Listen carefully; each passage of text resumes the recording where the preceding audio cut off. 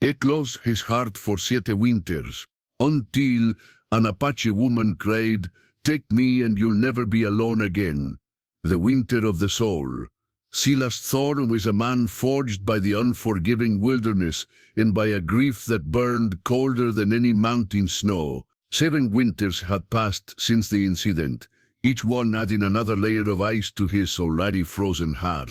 He lived in a remote cabin, high in the Arizona territories, a place where the wind howled ancient laments through the canyons, and the only company was the occasional wolf or the distant cry of a hawk. His face, etched with the lines of hardship and perpetual sorrow, rarely softened. His eyes, once vibrant with ambition and love, were now the color of slate, reflecting only the stark, desolated landscape he inhabited. The cabin itself was a testament to his solitary existence, sparse, functional, and utterly devoid of warmth beyond the crackling fireplace. He spent his days trapping, hunting, and mending his few belongings. Each task was performed with a meticulous, almost ritualistic precision, a way to anchor himself in the present, to prevent his mind from drifting back to the searing memories that haunted his nights. He spoke little, even to himself, finding solace in the profound silence of the mountains. He had come here, driven by an unshakable need to escape, to bury himself so deep that the world and its capacity for pain could no longer reach him. His wife, Eleanor, and their infant daughter, Lily, had been taken from him in a raid, a brutal, senseless act that had shattered his world into irreparable fragments. The memory was a festering wound, protected by a thick scar tissue of bitterness and self-imposed isolation. Blaming Thames, blaming the land, blaming the very concept of human connection for the vulnerability it bred. To love was to invite devastation.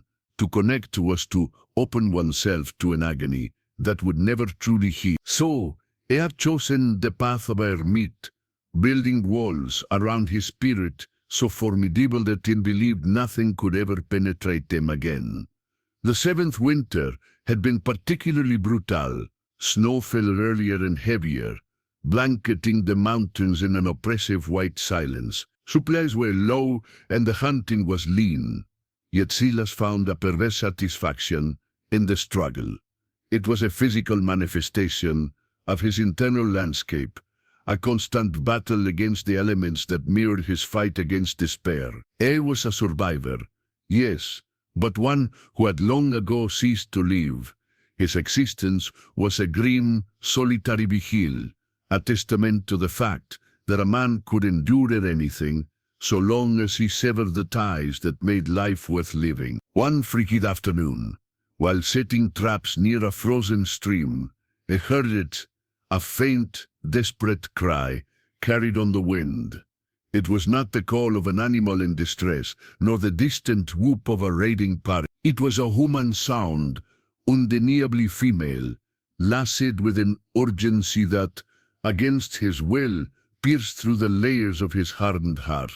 He paused, his hands still, his breath frosting in the biting air. His first instinct was to ignore it, to dismiss it as a trick of the wind or a foolish traveler who had strayed too far from civilization. He had sworn off involvement, sworn off caring, but the sound came again, closer this time, a pained gasp followed by a desperate plea in a language he did not understand, yet whose suffering was universal. A flicker, almost imperceptible, stirred within him. 7 winters of emotional dormancy, and now he cursed, under his breath, his logical mind screaming at him to turn away, to maintain his carefully constructed solitude, yet a deeper, more primal instinct, one he thought long dead, urged him forward. He gripped his rifle, its cold steel, a familiar comfort, and began to move cautiously towards the source of the sound, deeper into the snow-laden woods. The silence of his own making had been absolute, but now a subtle discord had entered his meticulously controlled world, A tremor on the frozen surface of his soul. Silas followed the faint tracks in the snow, a grim determination masking the reluctant curiosity that gnawed at him. The cries had ceased, replaced by an unsettling quiet that spoke of either resolution or intensified danger. He moved like a shadow, his moccasins barely disturbing the pristine white blanket, his senses alert to every snap of a twig, every rustle of the wind through the pine. He reached a small clearing, sheltered by a cluster of ancient junipers, and there he saw her. She was Apache, her traditional deer hide dress torn bloodied, one leg twisted at an unnatural angle beneath her. Her hair, black as a raven's wing, was matted with snow and dirt, but her eyes, dark and fierce, met his with an unwavering intensity that startled him. There was no fear in them, only a raw, unyielding pain and a profound weariness. A broken arrow lay beside her, suggesting a struggle, perhaps an ambush. She was young, certainly no older than 30. Yet her face held the wisdom and resilience of one who had seen far too much hardship. He lowered his rifle slowly, a silent acknowledgement of the severity of her injury. Her breath hitched, a faint gasp, as she watched his every move. He saw the flicker of defiance in her gaze, even as her body trembled from cold and pain. Injured, he grunted, the word rusty sound from disuse. He regretted it immediately. He hadn't meant to speak. She nodded almost imperceptibly, her lips pressed into a thin, pale line. Apache, she managed, her voice hoarse but clear, her English accented but understandable. My name is Ayana. Silas offered no name in return, nor did he introduce himself. Alone, he asked, his gaze scanning the surrounding trees. He needed to know if others were near, if this was a trap. Ayana shook her head. Hunters. I ran. Her eyes darted to the arrow. They left me for dead. A cold calculation passed through Silas's mind. Leaving her here meant a slow, agonizing death from exposure or predators. Taking her back to his cabin meant shattering his solitude, inviting a stranger, an Apache woman no less, into his meticulously ordered, isolated world. The conflict was internal, a fierce battle between the ice that encased his heart and a faint, almost forgotten ember of humanity. He remembered Eleanor's kindness, the empathy that had once been a cornerstone of his own character. Can you stand? He asked, his voice gruff, betraying none of his inner turmoil. Ayana attempted to push herself up, a sharp cry escaping her lips as a gunny lanced through her leg. She collapsed back into the snow, tears finally welling in her eyes, though she quickly blinked them away. No, she whispered, defeat heavy in her voice. Silas exhaled slowly, a puff of white smoke in the frigid air. He knew what he had to do, though he hated it. He couldn't leave her. Not like this. It would be a betrayal of every principle he had once held. A final descent into a darkness he wasn't quite ready to embrace. He moved towards her, his movement stiff and deliberate. Ayana watched him, her eyes wary but not entirely distrustful. She sensed his reluctance, but also the flicker of something else, something she couldn't quite name. He knelt beside her, examining her leg. The bone was clearly broken, protruding grotesquely. It would need setting, and quickly. It's bad, he stated, his medical knowledge, gleaned from a lifetime in the wilderness, confirming his grim assessment. My cabin is far. It will be a hard journey. Ayana simply nodded, her gaze fixed on him. She understood the unspoken challenge, the immense effort it would require from him, the disruption to his life.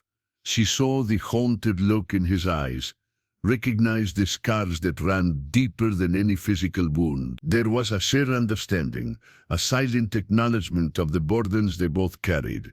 He had closed his heart for 7 winters, but in this moment, confronted with raw, undeniable suffering, a tiny fissure had appeared in the hardened shell. He hadn't invited it, but it was there, a glimmer of light in his self-imposed darkness.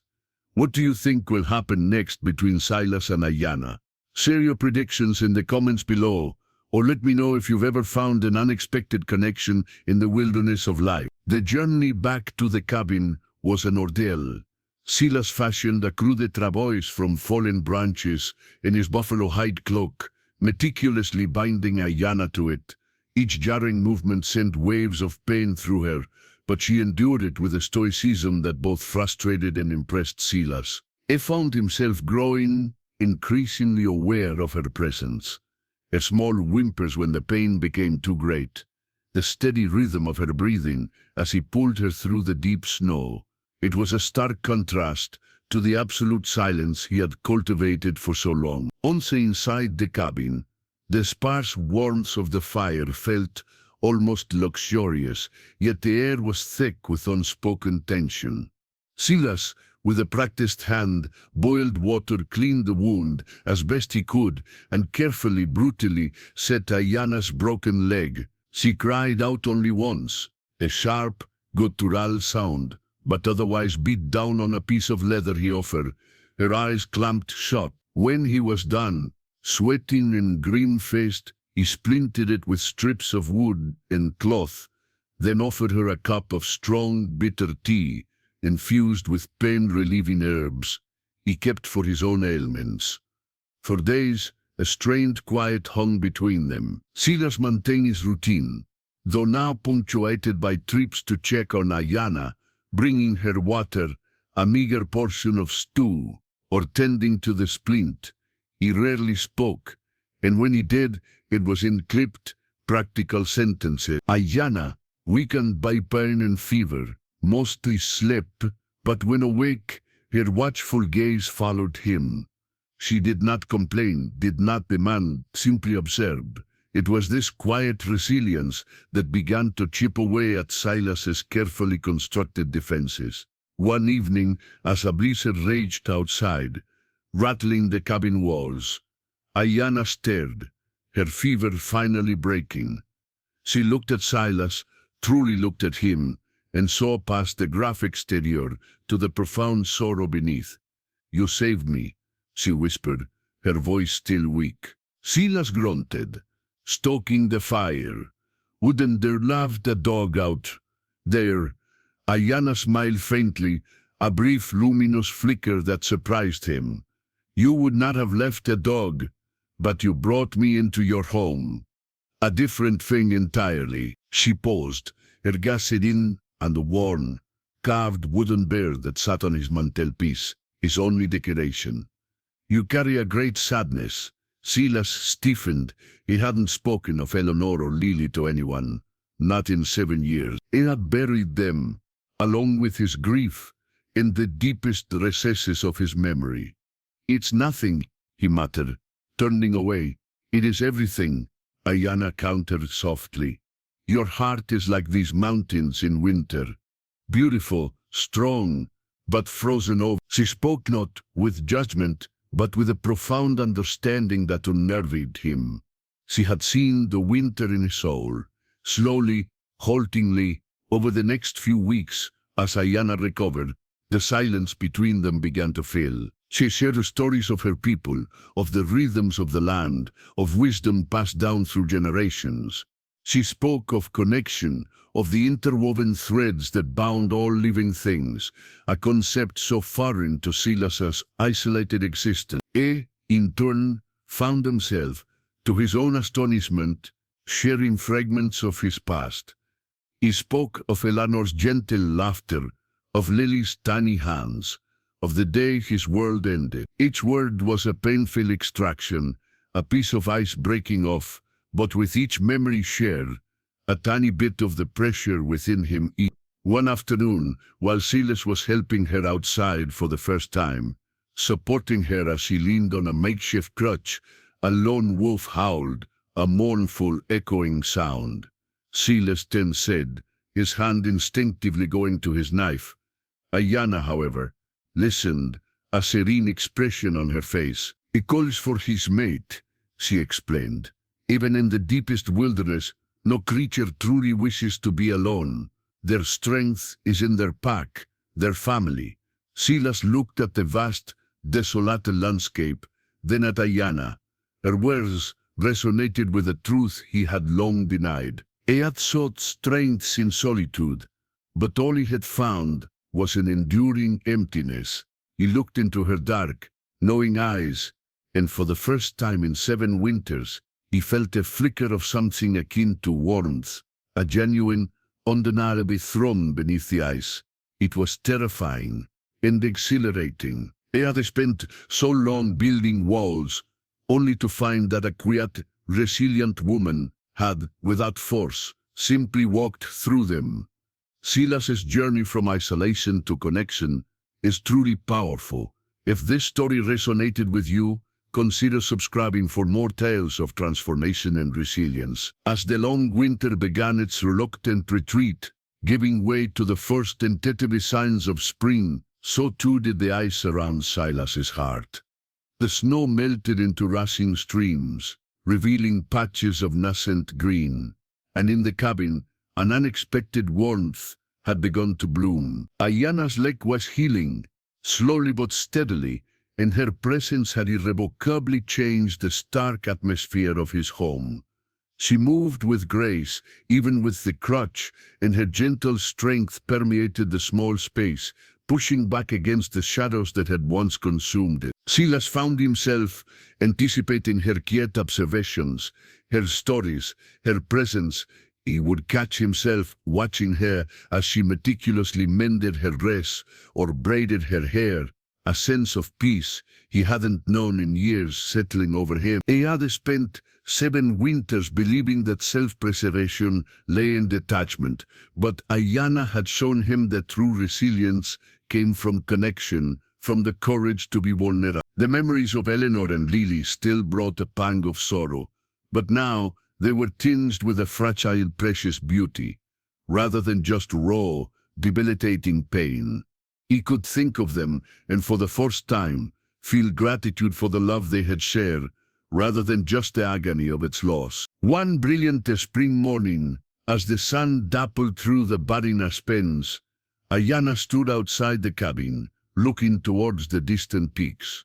Her people would be moving soon, following the game, and she knew she would have to rejoin them. The thought of her departure sent a cold tremor through Silas, a stark reminder of the solitude he had once embraced, now dreaded.